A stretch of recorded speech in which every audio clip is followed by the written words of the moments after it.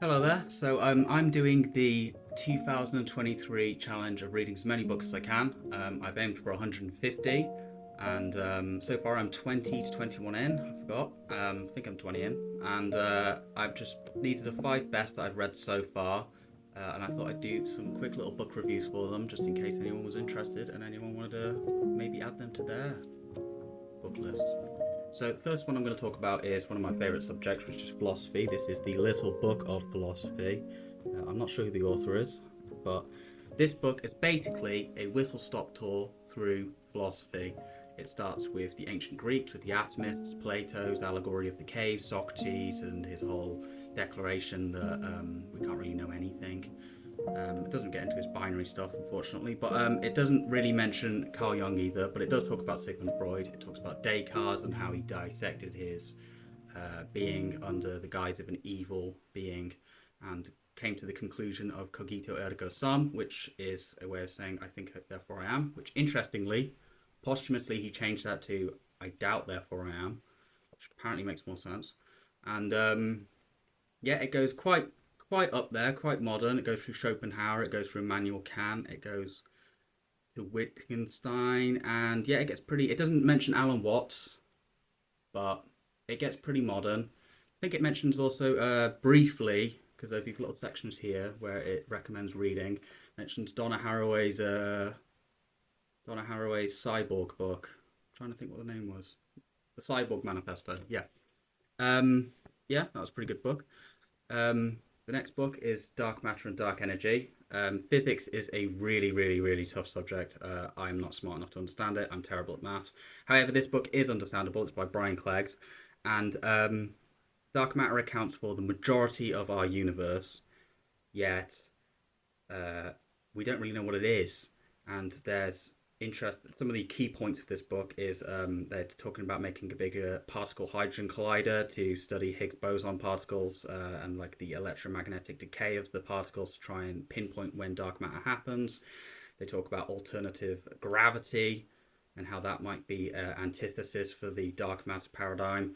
They talk about problems with the Big Bang and they think they mentioned Kuhn, if I remember, yeah, and how paradigms are held up until they're no longer useful and they are dropped and a new one is grabbed and held up again. So that's looking like that's going to happen with the Big Bang, according to Brian Clegg. And yeah, I think they also mentioned superfluid dark matter, which seems to be the kind of the best of the both worlds. Yeah, pretty good book, pretty interesting, definitely worth a read if you're into physics and space and the cosmos. The next is by my favourite author, Cormac McCarthy. One of my favourite books ever that makes me look like an absolute psychopath is Blood Meridian, but it is a really good book. And it is Child of God, which is also an incredibly good book. McCarthy's poetical prose in these books is insane.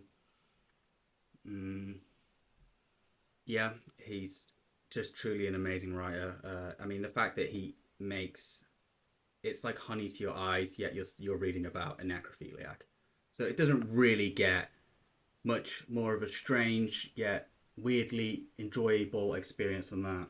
So make of that one what you will. But I'd definitely check it out. This is Flowers for Algonon, which is one of the more famous books I'm talking about right now. And it's by Daniel Keyes, I think. And it's about a man with incredibly low IQ who has a surgery that makes him incredibly intelligent. So he goes from real low to real high, if intelligence can even be quantifiable. I don't know. That's a debate for another day.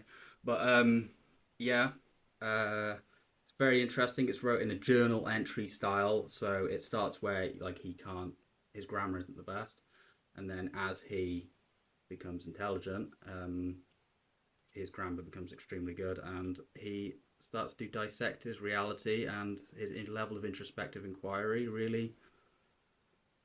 It really gets good. It really goes up. I won't spoil the book for you, but it's definitely worth a read. It's quite a good length as well, and Algonon is the name of the mouse that is the prototype test experiment for this genius experiment that I need. Anyway, this is Dostoevsky's Notes from the Underground, the final book I'm going to be discussing. This It's probably the first existential novel I ever wrote. The first half of it is just an existentialist rant. Mm, yeah, the first half of it's just an existential rant. Um, and then at first I wasn't too into it because if you've ever read the book Being and Nothingness by Jean-Paul Sartre, it's really long. It's like the Bible of existentialism. And after that, I was kind of done with the subject of existentialism for a while. That was 9 years ago. And so the first half was a little bit of a chore, but then the second half is the underground man, who is the protagonist of this story, is the most painfully awkward. I hate to use the word again, but prototype incel ever. And listening to the stories, and like listening to him recounting moments that have enraged him in his life, it's like a car crash. You can't stop.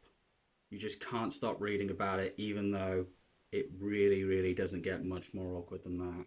And it actually had me laughing quite hard at a few scenes. It gets that fucking awkward.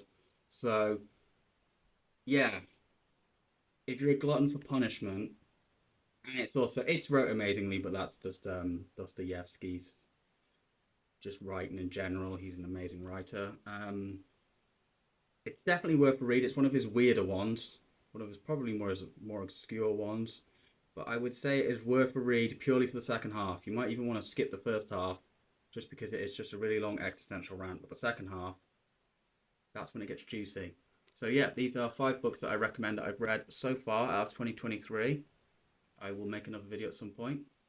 I'm pretty new to YouTube, so yeah, thank you for watching.